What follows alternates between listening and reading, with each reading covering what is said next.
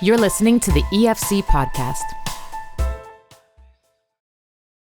Back in February, I attended a consultation in Ottawa about the possibility of extending medical assistance in dying to the disabled. At that gathering, I heard a brief talk by Kory Earle from People First of Canada, a national organization representing people with intellectual disabilities. I was deeply touched by what Kory shared about his life, the support he has and needs, and what MAID expansion means to him. I think you will be touched too. So, with Kory's permission, we share it with you now as a podcast. Good morning, everyone, and thanks, Catherine, for that as well. First of all, I want to thank you on behalf of People First Canada for inviting us here to speak on this very important issue, as it's really important to our members across this country. My name is Kory Earle, and I am the president of People First of Canada. People First of Canada is a national voice for people labeled with an intellectual disability. The world of intellectual disability is a difficult place. There is a basic struggle to be included in ways that many people outside the world can't even begin to understand. Nothing is easy. Along with that, most people outside in the world of intellectual disability and disability in general all think we are suffering. But people with intellectual disabilities are not suffering from having an intellectual disability. People with Down syndrome or fetal alcohol syndrome disorder or autism or any other kind of intellectual disability we will not usually die from it. Like everyone else in our country, we usually die from cancers and diseases and other incidents. What we do suffer from is high rates of poverty. We're also suffering from extremely low rates of employment. Unfortunately, many of us suffer from violence and abuse more than any other groups in society. Many of us suffer from poor health care. We're not often treated well in our own healthcare system. We're not given enough time and information in plain language.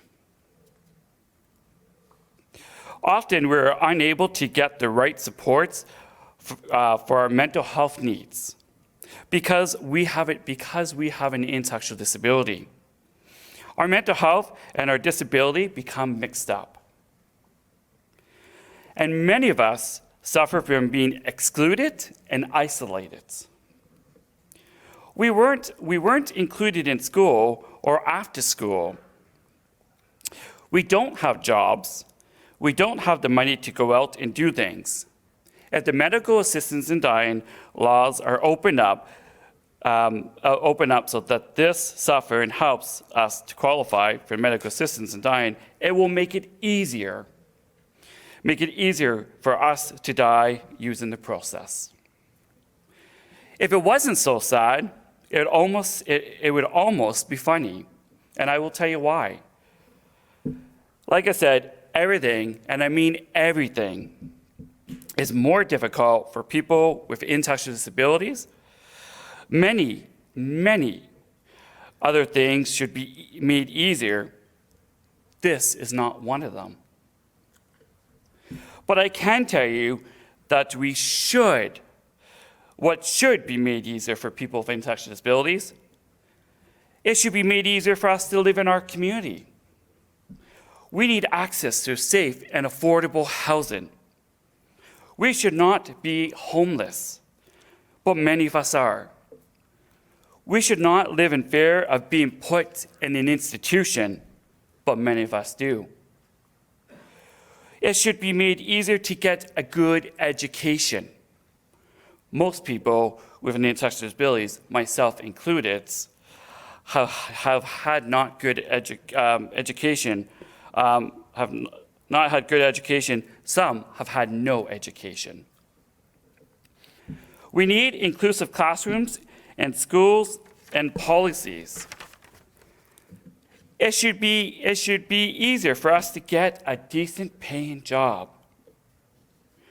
so we don't have to live in poverty.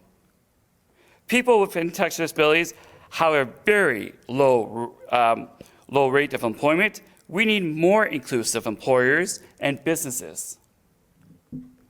It should be made easier for us to be included and to have friends and be part of our communities. But we're often left out, and many of us have a few friends, if any. We need a disability supports that allow us to have a social life of some kind and should be included. We need better rates. We need better rates of assistance. It should be easier to get help when we're being abused or harmed. It should. We are also assaulted and abused more than other groups in society, and we look for help. We're often not believed. Our cases are thrown out of courts because our words are not credible. We need a justice system that will accommodate our disability with extra time and plain language. It should be easier for us to exercise our legal capacity. We can make our own decisions and choices. It will look different for every one of us, just like it is different for all of you. With the right supports, we can make our own decisions. But people continually judge us as not being able to run our own lives. They question our right to make our own decisions. They see our disability and they decide we can't. There are a lot of things that we can and should be made easier for people with intellectual disabilities in our country and in our society. But making it easier to use medical assistance in dying to end our own lives is not one of them. Thank you for listening to this podcast. To listen to more and to subscribe to Faith Today, Canada's Christian magazine, please visit www.theefc.ca/faithtoday.